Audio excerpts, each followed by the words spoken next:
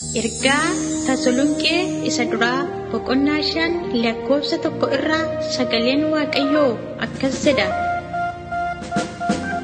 Yaa obboloota koo waa'ee barichaa fi waa'ee yerichaa garuu isiniif caafuun barbaachisaa miti.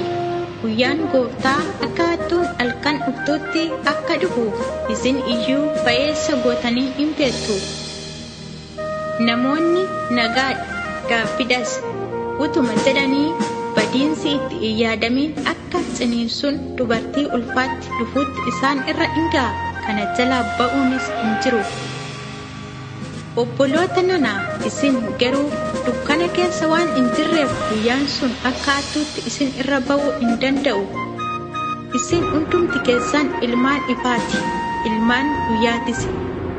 Nuyi warra halkanii yookiinis warra dukkanaa miti. Egaa kottaa hin dammadnaa of hin qabnas malee akka warra kaanii rafuu hin dhiifna. Ameen. Yaa Gooftaa, nama yeroo hundumaa dammaquudhaan fannoo kee baatee dhufaatii mootummaa keetiif qophaa'u anaan garbittii kee na taasisi. Maaraanaataa Gooftaa Yesuus. Ameen.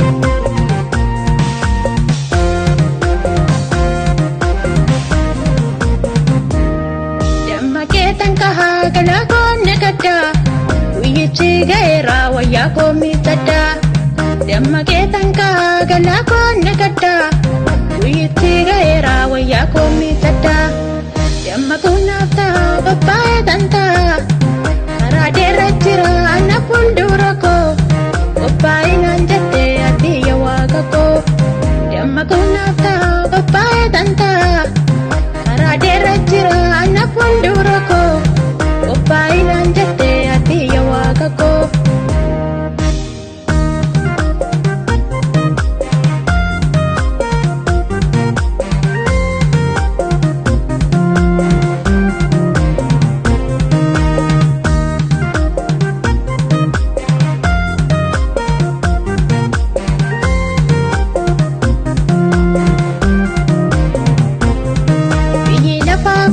Sobecha lakisa wabayoof keessa qaba nama wallaalchisa. Yesuus hin turin dafii anaaf kottu barichi amaadaa keessatti nannisin galma koo nagayi harka koo qabiti. Yesuus hin turin dafii anaaf kottu barichi amaadaa keessatti nannisin galma koo nagayi harka koo qabiti.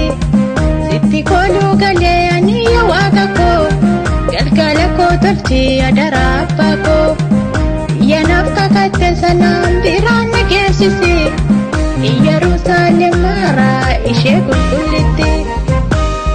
Damma keetan kahaa gala koonne gadda guyyichi gaera wayyaa koo miidhagda. Damma keetan kahaa gala koonne gadda guyyichi gaera wayyaa koo miidhagda. Damma kunaaf ta'a papaya tanta karaa dheeraa jira ana fuuldura koo papaya naan jette ati yaa waaqa koo. Damma kunaaf ta'a papaya tanta karaa dheeraa jira ana fuuldura koo papaya naan jette ati yaa waaqa koo.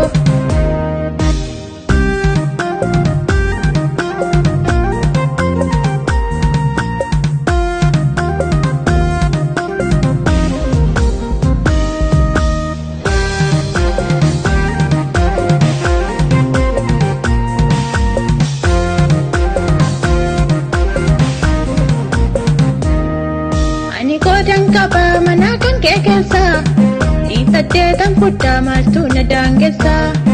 Manni kooda kaadaan kan na ijaarame dhaqeenitti gala shakkii tokko malee kanumaa durayyuu kan naaf kakaatame dhimma biraan miti kaaseera miilja koo ati naaf gaadaa ulfaadhu waaqa koo.